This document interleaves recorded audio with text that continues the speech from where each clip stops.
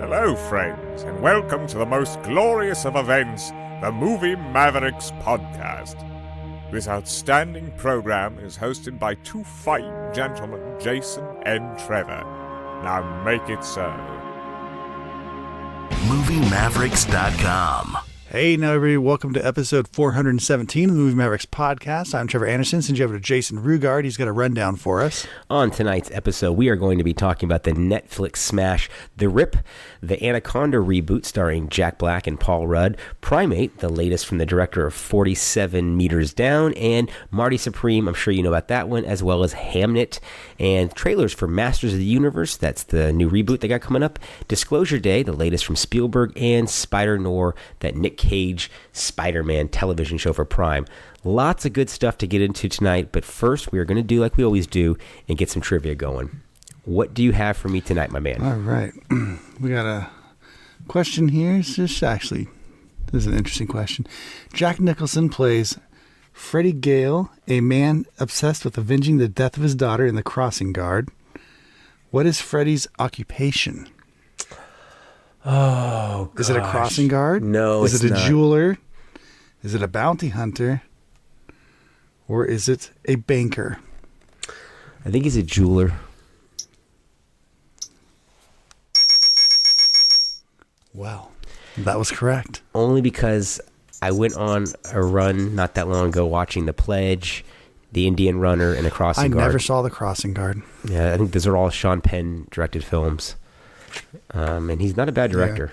A little pretentious, as he is as an actor. Got another one for me? That one was tough. Did you ever see The Pledge? All right. I never saw The Pledge either, no. That was a The pretty Jack Nicholson one, yeah. intense one there.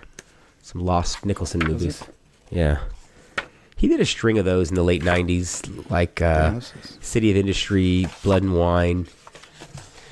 Couple interesting roles like that. I never liked As Good as It Gets, though, even though he got the Oscar for it. I liked As Good as It Gets. Yeah, it wasn't my movie. Nicholson's, a little of Nicholson goes a long way for me, though. I can't watch like a string of his movies. All right, this is a Rear Window question. Blah, blah, blah. Let me get to the actual question. Guys, it's a long thing. James, let's see. James Stewart, what weapon did he use against the Thorwald guy? Torwall? Yeah. What are my options? We got a coat rack, a camera, a pencil, or a screwdriver. Let's go pencil. Let's do some John Wick type shit. Was it a pencil? I thought it was like a camera. I know he's using the camera, but... Let's see. No, that was a camera. Of course, I think that was the obvious answer. I thought it couldn't have been too obvious on this. A third of that book is about fucking Hitchcock this movies. Book is crazy. That you're pulling this from. This is how Trevor does it. So it pulls from a book, and randomly, which is that noise you hear. And then he proceeds to ask me and stretch my brain. So let's see. We got to name that film. Name that film. We're going to do one more here, okay? Robert Redford plays a CIA researcher, who discovers a deadly secret in which film? Sneakers, 3 Days of the Condor, The Hot Rock, or Brubaker? 3 Days of the Condor, right? Yeah. Yeah. Once again, Robert Redford fan. You? Not really. I like Robert Redford, but only in certain things. I don't like him all the time. Did you I think he makes some boring ass movies. Well, Brubaker, you just brought one up where he was the presidential candidate. I'm saying he makes some boring ass movies sometimes, but when he makes a really good movie, I think actually 3 Doors to the Condor is a pretty good movie. Here's a question: Would Sneakers, you rather? I love Sneakers. Movie for movie, would you rather watch a Warren Beatty film or a Robert Redford film? Ooh, I think Robert Redford. I think he's a better actor. I find Warren Beatty to be a more interesting screen presence. He is, but it depends on the movie. True. Although, I mean, I don't know. I mean, Beatty's made and been in some really great stuff. And some absolutely awful things like Rules Don't Apply, I know they're both, Town and Country. They're both similar. Yeah, and Redford is got the directing thing behind him too, which Beatty did as well. So I always found them comparable, and Redford really carried it on longer, but Beatty had a lot of commercial success. Even when we were younger, Beatty had a lot of commercial success with Bugsy and Dick Tracy and that whole run of movies. Love Affair was big as well. Yeah. I don't know. Let's talk about a different pair, a common pair, which is, or a more modern pair, I should say. Ben Affleck and Matt Damon, who basically are a pair of testes. One a little bit larger than the other, one a little bit more tan than the other. But this is the Joe Carnahan Netflix film, The Rip, and this premiered on Netflix a couple months back, or about a month ago now, and really did well for what it was. I got into this one. I was surprised how much I enjoyed this movie, even though as it was going along, I could see the holes of illogical actions by certain characters. But when the twist came, or the revelation, it got me. I was not following the developments to that point and did not figure out where everything was going. So it stayed one step ahead of me. Maybe that's because my attention was not 100% on it, but it was about 95% on it, so I thought I was doing okay. But for what it was, the movie was interesting, kept my attention. It did feel a little bit longer than its hour and 50-minute runtime stated. I thought it was more like 2:10, but anyways, I like this movie.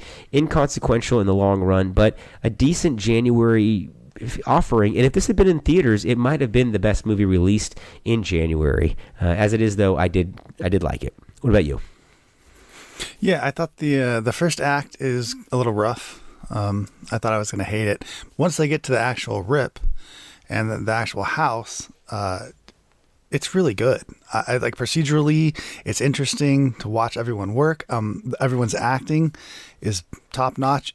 The plot is decent enough. I don't think there's a way to actually guess. I was trying to figure it out the whole time I was watching it. Some of it's obvious, right? You can see what he's doing immediately when he's telling everyone different numbers. Numbers. It's like, oh, okay, I got it. And they kind of set that up anyways, that there's someone on the inside. They got a problem, right, within the police force there, specifically probably within their unit or their group, whatever the hell they would call themselves. So that's fine, but it takes a long time for that to kind of get started. And I didn't think, especially in the beginning, I don't think the characters are that interesting, but once they get into action and the movie starts to play, the plot kind of forces them to be interesting, if that makes any sense. Because there's a lot of tense moments, like what's going on, who's the bad guy, who's not. Again, I don't think there's a way to guess. I'm almost certain there's not. There's, like, when they do the reveal, it's almost like a Scooby-Doo fucking mask reveal. Like, it's kind of, it's probably the most ridiculous moment in the entire movie. But it's fun. You're just like, what the fuck's going on? But it is fun. And I thought, as far as that goes, decent, fun. I haven't seen a good, like, cop police movie like this in a while, so I enjoyed it.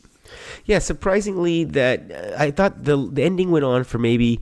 It has a few too many grace notes at the end. I thought they could have cut it one or two before, although I did like that last sequence with the little girl on the beach who has the same name as the lady that was killed in the beginning. That was a nice little bookend there. But it did run on just a hair too long. However, keeping your interest throughout it is mostly due to the great scripting, but also the acting, like you said there. Even Sasha Calle, who I didn't think was anything in that Supergirl role in the Flash movie, was really She's good really good here. in this. Damon Affleck are obviously very good. Their scenes together when he's confronting him, Affleck's confronting Damon, I really thought was believable, and just the motivations for what everyone was doing was cool, and it was fun to see Scott Adkins pop up as Ben Affleck's brother in this. His older brother, I know. Maybe the most unbelievable part of this whole movie is that Ben Affleck is beating Scott Adkins' ass. That was just Scott Adkins being in the movie. He felt I felt almost out of place. I don't know. It kind of drew me out of it for a second. I was like, that's not Ben Affleck's older brother.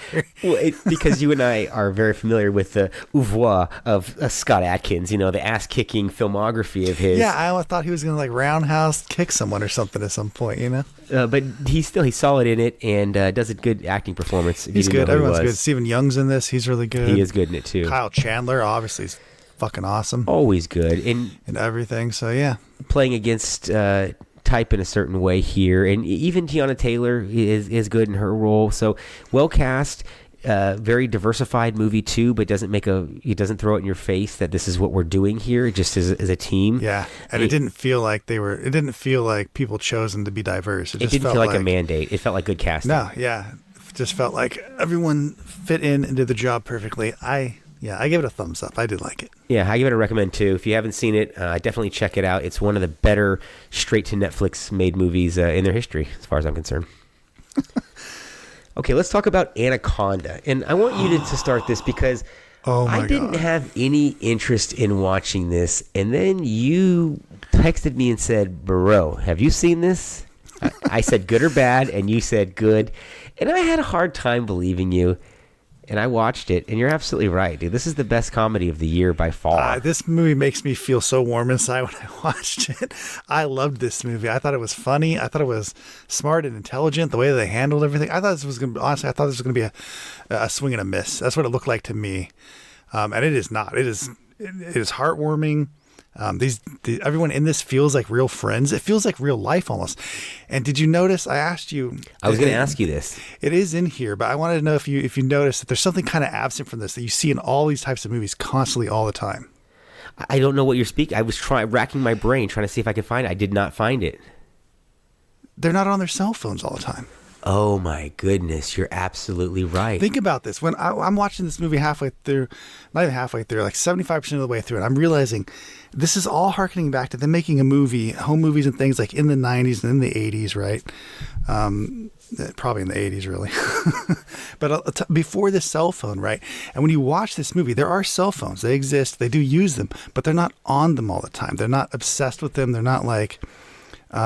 I don't know. Awaiting an email, awaiting a text. It felt like they were redoing this, making this Anaconda movie was almost exactly like, and what the whole point of it was for them to get together and make a movie like they used to, right? And it felt like that, and it made the characters, everything felt so much more cohesive to me, like watching a movie without the interruption of people being on their cell phones, or a scene where people are texting back and forth. You see the fucking text messages like fly around and stuff. It just felt more real. I love this movie. I think this is hysterical. I think everyone should watch this. I don't know. I thought it was, I couldn't agree with you more. I didn't pick that up, and now that you say that, you're absolutely right. And maybe that's what added to my enjoyment of it, because it felt like this is a group that's together. You're communicating with who you have in front of you. You have to work with it. You can't, they weren't awaiting a call or a text message or having to get to the internet or can you find me a place where my cell reception works, in the jungle or anything like that. The cameos work, all of them, some better than others. Yep. I liked the one at the very end too. That was fun. But more than not, I was really surprised with the chemistry that came across between Jack Black and Paul Rudd. They felt like they had been off-screen friends. It's not just them, though, right? But even the Steve Zahn stuff. I mean, to the point where I thought we were going to have a Sandy Silverman reunion here. Everyone in this, all these four characters feel like they belong to it. They feel like they're friends. They feel like they should be on this damned voyage together, just trying to be upbeat, trying to make everything work. When Jack Black is giving Steve Zahn's character shit about how he fucked up in the past and now he did it again, you actually think that may have occurred because they feel like they have a history or a friendship. And maybe because I've seen them in movies together for the last 25 fucking years on and off. But like I said to you also, I forgot how much of an asset Steve Zahn is to a comedy when he is just put in just a little bit here. He's almost like a Sam Rothwell.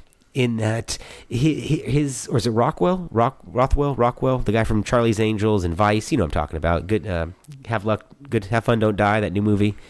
Yeah, it's Rockwell. Anyways, where his presence in something always makes it better. Right. It rarely deters from the movie, and having him in here was great. There's some big laughs in here, but there's also some big laughs that they don't give away in the trailer that I thought were just great. And as I'm watching this, it's just, I mean, even the fact that they find the old movie and it's stuck in the VCR, so you got to have the TV VCR combo he gives them as a present because he can't get the tape anymore.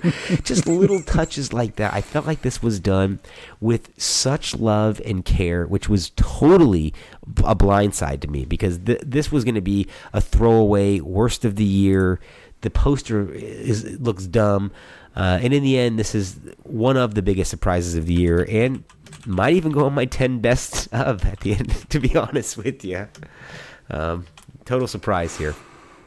Yeah, I mean, I don't know, this to me just hit in all the right places, and very felt like a really good throwback, and I don't know, remind me, what was the I'm trying to think of the Eddie Murphy movie. Bowfinger, thank you, with what's Steve Martin. God damn, Steve Martin, yes. Where Steve Martin's a director, and he's trying to get his movie made, right? And he's basically like a fucking Ed Wood, joke of a director or whatever. But this movie felt like that to me. Like when I watched Bowfinger, I remember feeling just, wow, look, all these crazy people got together, they made a movie, and it was fucking funny and all this, and it just felt like, I don't know, it felt like you wanted to make a movie. And after watching this, like, I want to make a movie now, It just makes you feel alive. I don't know. It's just fun. And as I'm watching it, I mean, the failed actor who's coming back and trying to recruit his friend. And I just love when they were talking about the budget, what they're going to need, and how they're going to do it. They're just we can do it on this. We can make it work. They try to go get a loan. There's so many twists, too, in this that I didn't actually expect. I don't really want to say them if people are going to watch it, but there's, like... It's a story. It's a real story. There's just twists in this that I was like, oh, fuck, I didn't actually think that came out of, not totally out of left field, actually. It was set up, but I didn't even expect it. Yeah. So well written, like you said, funny, well acted. If I buy any movie that came out in 2025 to own, it's going to be Anaconda. That should go on the box right there. That should be the poll statement that they put on the box. Okay, let's move on, and I want you to tell me about Primate, because I was interested in seeing this movie, but I just didn't have time to watch it yet. So, should I watch it? Should I pass it? What's going on with this one? It's an okay movie. If you spend an afternoon to watch it, you're probably going to want to have your cell phone on you, because it's definitely a movie that's boring, for a lot of it. But when the monkey fucks some people up, he fucks some people up. And that's the movie. So is it the best escape monkey movie that you've seen? It's not even, no. It's not much of an escape to anything. Are they trapped in the pool the whole time? Because every clip I've seen, they've been in the fucking pool a lot. Yeah, they go in the pool quite a bit, but they're not trapped there the whole time. They're just kind of trapped in like the backyard area and in the house. But the monkey goes and does his own thing. Other people come. Like they make good reason for them to get them out of the pool, put them into danger, as they're trying to get out or try to help someone or do something. It's just not, I don't care about any of the characters. You're not gonna, I don't know. I think the saddest thing about the movie is that the monkey, he gets rabies, and that's why he kills people. And you're like, such a sweet, cute monkey. It's like Project X. And now he's an evil. Yeah, basically, right? Project X.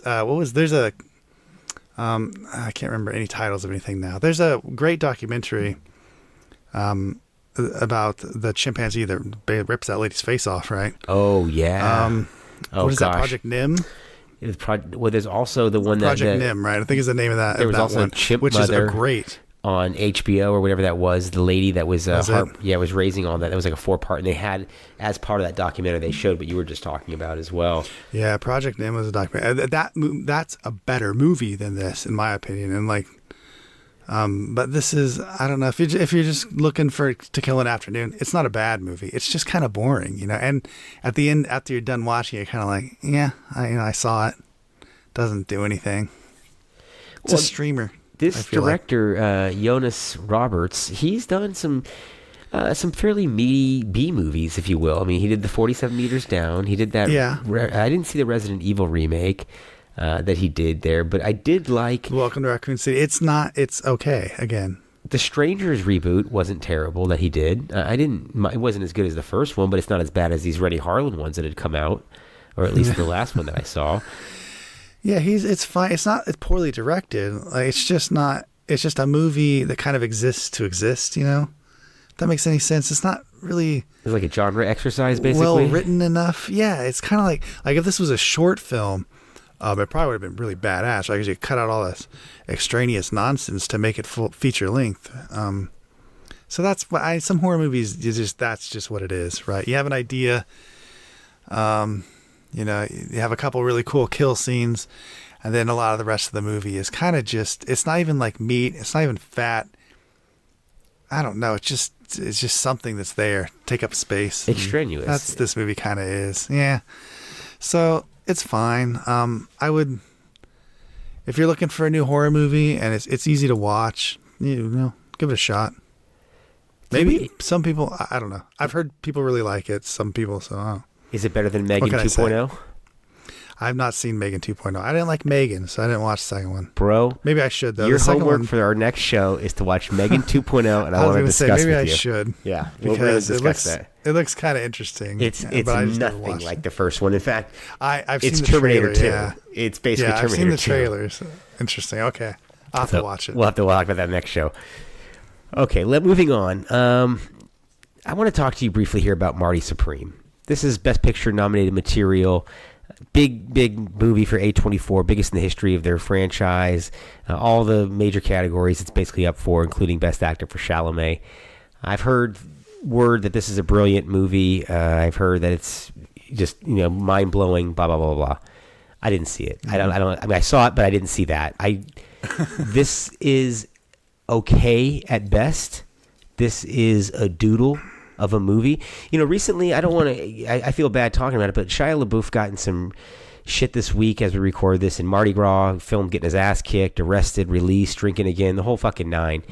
As I watched this movie, and this was before that went down, so he was on my head, and I was thinking, this role would have been perfect for Shia LaBeouf. I bet you he sits there and fucking hates Chalamet more than anybody on the fucking earth, because that could have been his career. But this high-strung, fast-talking, nebbish New York Jew who's very, charming, but, self-destructive. Is this a true story? It's based on a guy, but it's not really based on a guy. This is a doodle, man. This goes here and goes here. Talk about a side quest movie. There's no through line to this. When it ended, I couldn't tell you what was gained, what was lost, what was the reason for it all, why the cameos, the distracting cameos by Abel Ferrara, Penn Jillette, Kevin Leary, these fucking people that come into the movie and you go, why are you in this movie? And I saw the Smashing Machine this year. I enjoyed it more than Marty Supreme, and they both were just okay, to be honest with you. But Smashing Machine was better, even though just because you're set in the 1950s and you're throwing in 80s new wave pop synth, that doesn't make you artistic.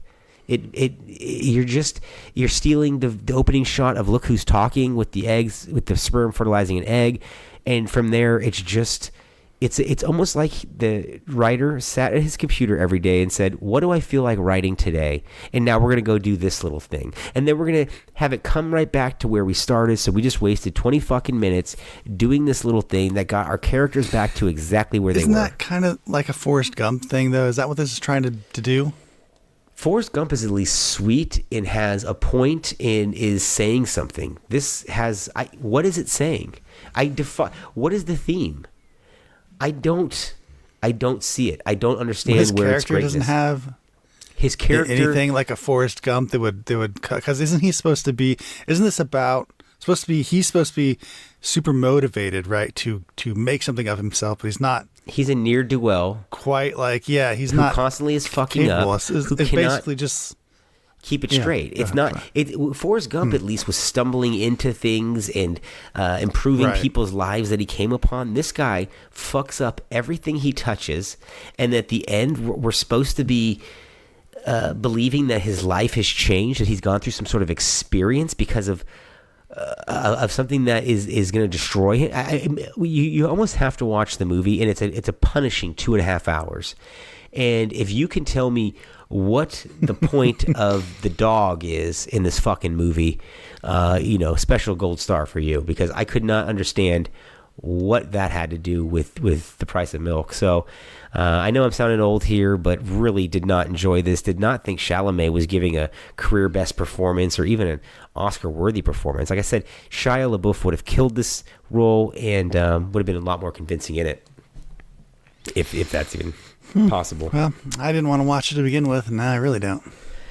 Well, let me briefly tell you about Hamnet real quick. This is also an Oscar-nominated movie. You know about this movie yet?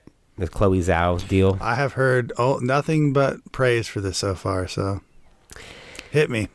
Well, I watched it, and it's fantastic. It's fucking excellent. Okay. It really is. And I did not want to watch this. I got to be honest. It started, and it's dark, visually dark. It's overcast constantly. Everybody looks dirty. It's the mumbly English thing with them, "Douth my love," and although they don't speak in Shakespearean terms, but it's very, it's paced, all right. And then about halfway through, something happens, and the rest of the movie is dealing with that event. And by the time the movie ended, my fiance was in tears. I was choked. Was it the obvious thing? It's about, the whole thing is about the death of a child. I'll tell you that right now. Yeah. But it's about how... this is true, right? How he deals with it.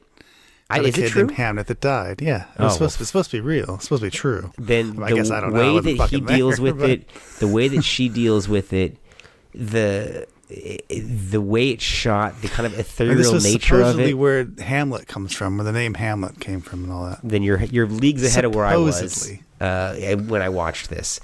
And it's, like I said, you'd have to watch this, but as far as I'm concerned, this is amongst the best movies I've seen this year. The acting is fantastic. If that Jessie Buckley, the female, does not win Best Actress, I don't say it lightly, it's a devastating performance. And I don't know who this girl is. I've never seen her in anything. She is fucking excellent. Paul Mescal is good too. Not quite as up to what she's doing because it's a different type of role. Hers is a little bit more showy of a role, if you will.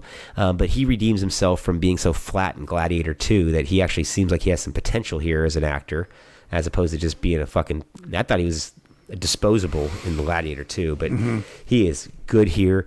The movie is good. Chloe Zhao, she has a weird way of fixing her camera on a certain thing, like leaves blowing in the wind. And normally that shit would bug me, but for whatever reason in this movie, it's haunting. There's a haunting aspect to this movie that's chilling. It's the opposite of Anaconda. It's kind of a chilling...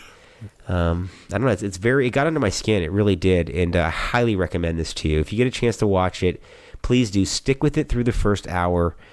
It sucks to say that, but if you guys can watch, if out there you can binge watch fucking shows and tell me, it gets good in season 3, then you can fucking watch the first hour of this movie and stick with it, because by the second hour, by the time it's done and that last shot happens, there wasn't a dry eye in the house. So I don't think it's going to win Best Picture, although it surely could because of the quality of it. It's way better than Sinners and One Battle After Another and the majority of the things that are nominated this year. I still think F1 was the best time I had at the movies, but this was definitely the most impactful movie I've seen so far this year. And it caught me by surprise, just like Anaconda. I was not expecting to be bowled over by this movie at all. And just fucking beautifully done. The kind of thing where you watch it and you go, this is storytelling. We were talking off air about representation, and all these studios are so weird about having somebody that everybody can identify with. And this movie I'm watching, they're Caucasian, but at the same time, I don't have anything in common with these people at all. They're different time period, different social status, all that stuff. And I'm finding parts of myself that I can relate into each one of these characters, the man, the woman, even one of the children that survives. That's what good storytelling does, though, right? You start looking at it and mirroring your own life based on it. And it just reminded me of that. That's why you can watch foreign films. Yeah, exactly right. Well, I was on the fence. I think I'll watch this. I like pyramid dramas, especially European period stuff. And it's not too long either. I think it's just right about 2 hours, which is the perfect time for it.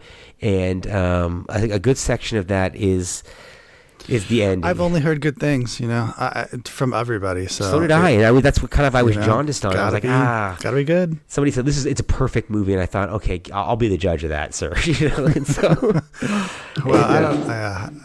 and it was. It'd take a lot to be perfect. I don't know if it'd be perfect. It's not perfect, but it's about Yeah. I couldn't tell you where I could cut anything out of this movie, and that's not deserved, and that isn't a setup for something that absolutely pays off later. Mm-hmm. Okay. Yeah, so surprising. Sounds good. I'll have to watch it before the Oscars. And Please I guess do. maybe I'll watch the Oscars. I don't know. Are you watching the Oscars? I think I will because I've seen an unusually high amount of the Best Picture nominees this year, just out of sheer luck. So I'm a little bit more invested than I thought I was, but I will watch. Which ones have invested you? I mean, Hamlet and but what? No. Well, I mean, invested in that I've spent about... well, the ones that are the most invested to me was F1, which I said was the funnest.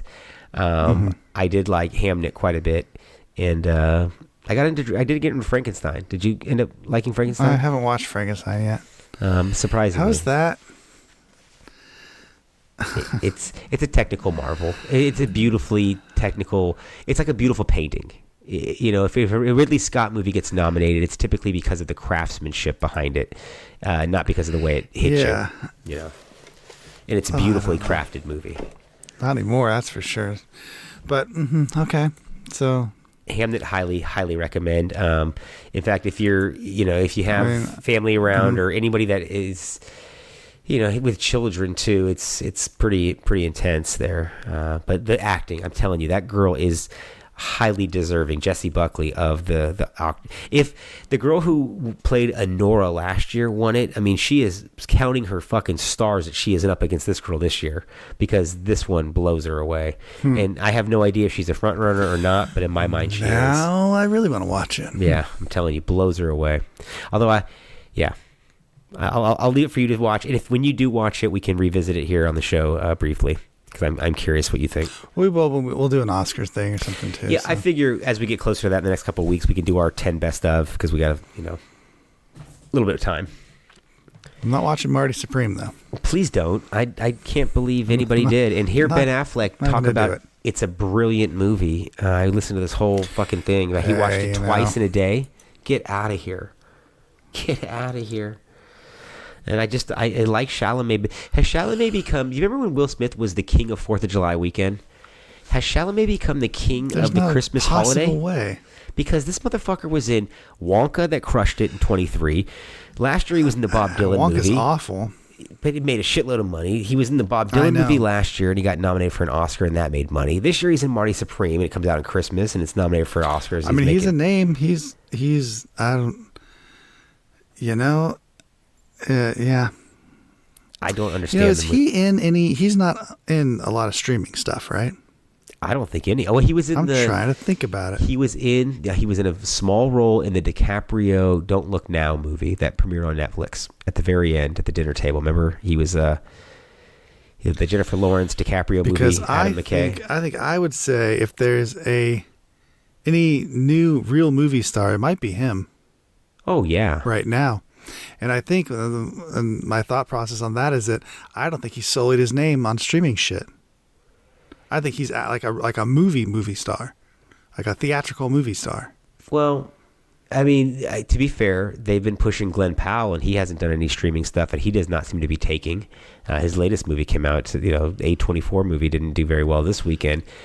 But that doesn't. He's just not a movie star then. But yeah, I guess that's. I'm just trying to say this is someone who's a movie star, because if we think of like other people who are popular, they don't. They've crossed over so much, or they've come from streaming into movies, and so they go back and forth so much. It kind of like devalues. They're just they just become an actor, at that point. Just like the Mark Wahlberg effect. I mean, I was just saying today that I used to see every Mark Wahlberg movie in the theater without fail, and there's probably about a half dozen now that he's made in the last couple of years on streaming services that I have not even taken the time to watch, between the Family Plan 1 and 2 and the Union, and just all these things pop up and you're like, oh yeah, I forgot about that. Yeah, I really feel like streaming really makes if you're an actor, it really takes away some of your A-list appeal, if you will, for a lot of people. Praise the Cruise. He's never done it. Pitt has, Clooney has, all those guys have. Cruise is not. Yeah, well, but I mean, Clooney, I used to be able to come from like TV, but if you came from TV like Clooney, right, you certainly don't go like just back and forth, right? doesn't make any sense. Well, we're also from an era in the 90s when being a television actor was like it was a terrible thing to say. You know what I mean? It was a put down to somebody. It was a pejorative. For movies, yes, because it's a tiered system, right? This is what movies did to themselves. This is what the studios did to movies, right? Is what I'm saying. This isn't even Netflix's fault, right?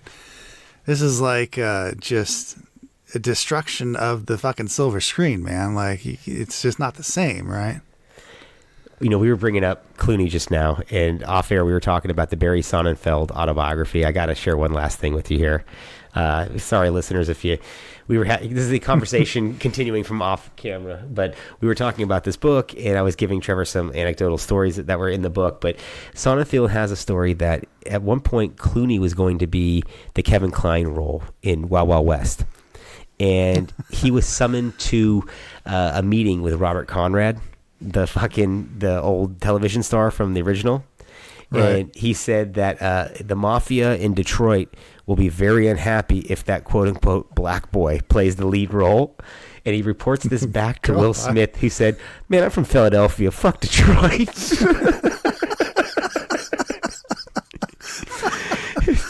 Which is great. But he also said that when he was meeting with George Clooney about the role, that they were having lunch at one point, and the restaurant was so excited that Clooney was in there, they made these special pancakes, and they brought them out, and they were in the shape of the bat symbol, and Batman and Robin had just come out and bombed, and Clooney threw a fucking fit, did not think it was fucking cool, sent it back, and I was like, oh, shit. A little touchy about Batman, are we, Clooney? So, you hear that kind of stuff, and he's pretty self-derogatory about that kind of stuff. Maybe they had little chocolate chips on them for the nips. I think that might have been his Schumacher around here. What the fuck?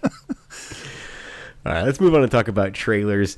First up for tonight is going to be Masters of the Universe. This is the long-awaited, should we say, or just the 30 years later, they're redoing Masters of the Universe. Is anyone waiting on this?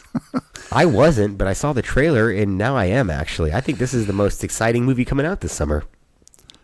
Okay, yeah. Am I crazy? So I'd said I'm pretty excited this year for a couple movies. Well, this is one of them. This looks freaking awesome. I'm going to the theater. I'm seeing it. I don't care if it's terrible, because I'm talking myself into having a good time.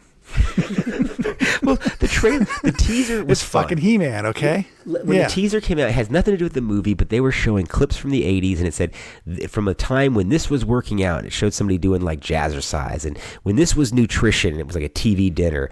So they're already putting you back to that 1980. They're selling the nostalgia to you and I. Well, and it's a reversal of the canon original 100%. In a way that makes it fun too, and it feels as if reimagined by Marvel in some way, but good Marvel. James Gunn Marvel is what I'm fearing. Maybe that, but just like Thor, right? It feels like a Thor movie. It does in some way. It feels, and in a way that's like grandiose. I don't know. I like that it starts out as well. I don't know if it starts out that, but I like that he's in the human world, and then he gets his sword, which looks brings pretty him funny. Back to the other. Well, I hope it doesn't happen at the very end. Yeah, it goes back to like I don't know, the magical world. Well, like you said, the canon film, they didn't have the budget, so they couldn't first 10 minutes are on Eternia, then he comes to Earth to save money on production design.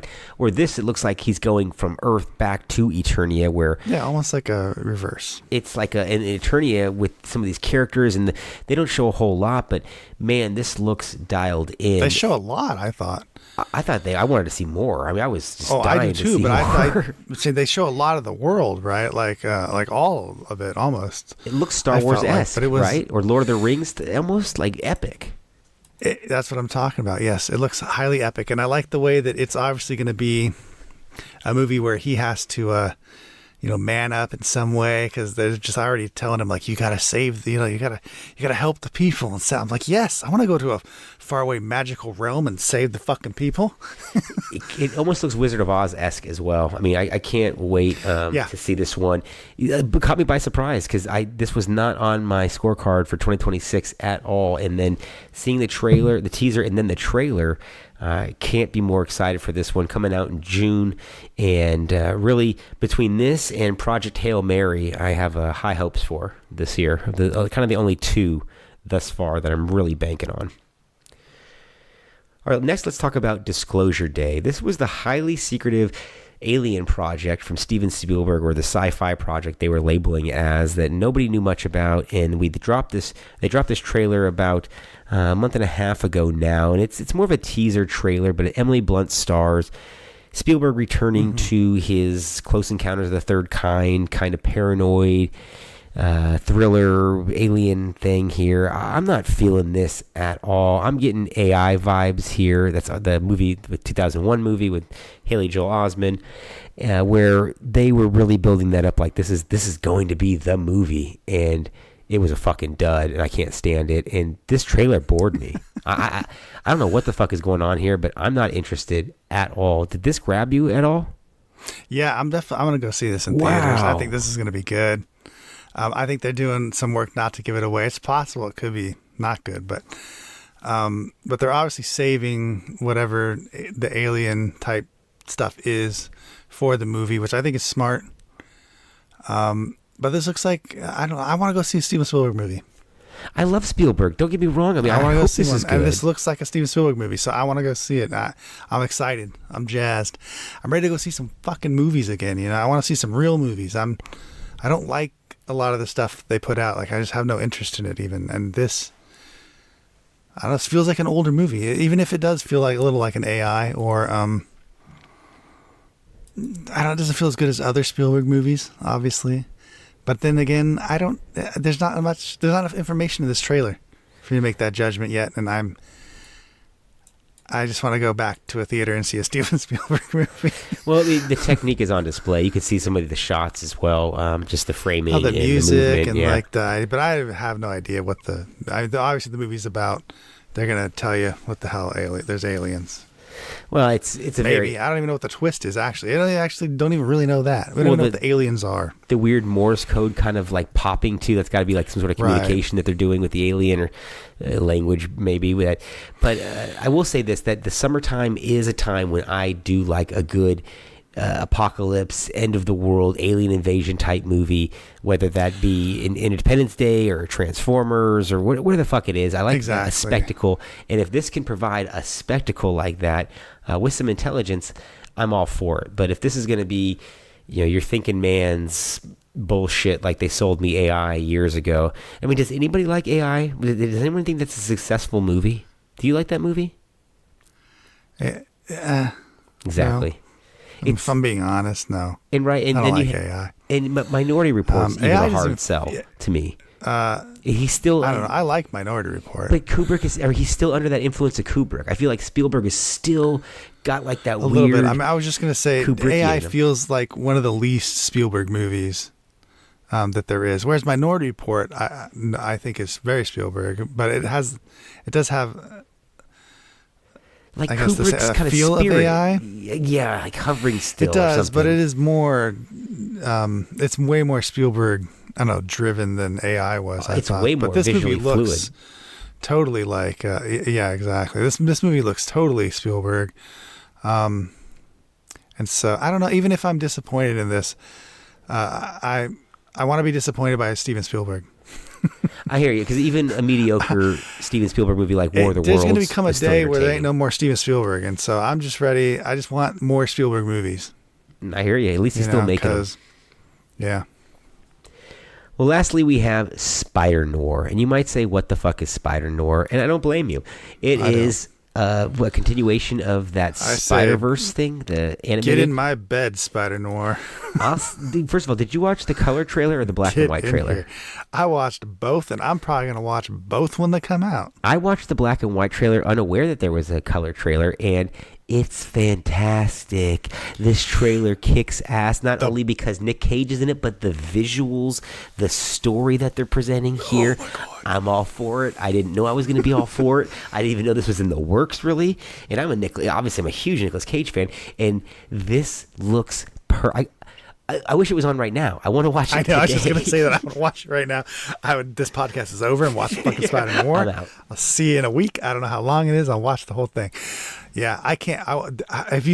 You haven't seen the color. I mean, they show you a little bit of the color one at the end of the black and white one. Should I watch the color trailer? Watch it. I'm telling you, like the black and white is fucking phenomenal. It looks This was Insidious. obviously It's shot. beautiful. This was shot with black and white in mind. It's beautiful. The color is fucking beautiful. Really? Yeah, it has that old timey color. Like a sepia tone type color? No, it's full on vibrant like type color and stuff. But it's just whoever is working on this, like from the ground up, whoever is doing anything on this movie, you're firing on a full cylinder. It's not a movie, but the show. It's just wow, And Nicolas Cage, just letting Nicolas Cage be Nicolas Cage and making him. I didn't know I wanted Nicolas Cage to be a Spider-Man. Watching the black and white as well, and he's doing some of his, theatrics, if you will, his acting theatrics. Right. It almost felt like vaudevillian, like it felt more appropriate in that black and white setting in the film, and then the detective noir thing. And I'm thinking, has he ever played like a private eye detective? I don't think he has in the whole career. He's played cops, but not like a period setting, like Gumshoe type thing with highly stylized.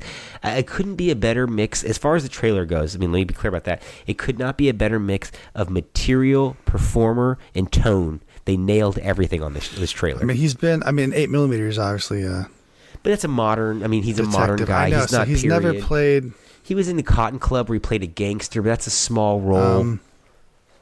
I don't think. He's never played anything like this. Which is kind of surprising because he seems like a shoo-in for a Gumshoe, private eye, whatever you want to call it, private dick. He's wacky. He's weird enough that you'd believe that he would. That would be the only job he could get, right? He almost seems like he would exist in the 50s. Well, he kind of has that kind of bizarre personality and look. It's almost like an older look in general, like a. I don't know. I don't even know the story yet on this, and I'm already, I've already decided I want to watch it twice because I think, you watch it once, one way, and then you can watch it again the other way, and it's going to be totally different. I feel like. Which we've done. I don't know if you watched any of the Mad Max stuff. Black and white was totally different. Which I never watched any of that. I never watched the Logan black and white or any of those. Like I always felt like that was almost more of a gimmick. This feels like not a gimmick. It feels like this should be in black and white. But the color is such a polar opposite, like the way they color graded it, that it would almost feel like it would be brand new if I watched it in both. So I don't know. Totally surprising here, and good on Prime for doing this correctly. It did not. Have you watched those Spider-Verse movies? Should I go back? Am I gonna have to watch those to get into this? I mean, is he that big of a part of those that they spun it off? I don't know. Is that what this is? Yeah, I believe this is from that character he played in the Spider-Verse movies, like one of the multiverse Spider-Men. Isn't that what this is attached to? Hell, if I don't remember. I don't remember, man. I'll just be honest. Pretty sure. Don't fucking remember. Drugs are bad. Don't do drugs. But this is going to be one of the maybe the thing that gets him back in the zeitgeist, because hearing Cage's name for big movies again would be fun. Let's get Cage and Charlie Sheen back in the movie. Is Cage unstoppable, right? I mean, he's going to do this show, but he'll do a movie next. And you know what? No one will know. No one will blink an eye. He's an unstoppable force as it is. I mean, his name is untarnishable. Is it because he's just crazy? It just doesn't fucking matter? It's because if you keep working, no matter what, eventually you try to ruin my name. Try it. I dare you. Yeah. It can't be done. As long as there's no Steven Seagal allegations or Cuba Gooding Jr. allegations, you just keep working. Yeah, those. I mean, there's insane allegations, but not, not like of the sexual nature. Not none of that other stuff. I mean, Aaron Eckhart right now is trying the Nicolas Cage thing where he's just endlessly working, hoping to get back to that big screen. And I don't know if it's. I'm waiting for a bricklayer too, man. Okay, so is Aaron Eckhart. Lay me some more bricks, man. He's not going to say no. I'll tell you that. He just did Muzzle too, for Christ's sakes. Did you know that there's a sequel to that dog fucking canine movie? Yeah. What? Yeah, he did a sequel to that Muzzle movie. You know that movie Muzzle he did? where he's like a canine. No, I guess I don't. He's a cop that No. runs around the dog. Well, there's a sequel now, so you can check him out. Oh, both. awesome. I'll just wait for the trilogy. Wait for Bricklayer 3. Fuck. Yeah. Well, that's going to wrap up our show tonight, guys. We want to thank you for joining us, as always, on the Movie Mavericks podcast. You can check out our previous podcasts on your Spotify, TalkShoe, whatever you're out there listening to us on. Pandora, we want to thank you guys for that. Apple, of course. Check us out at MovieMavericks.com for all of our back catalog, as well as updates daily on movie reviews.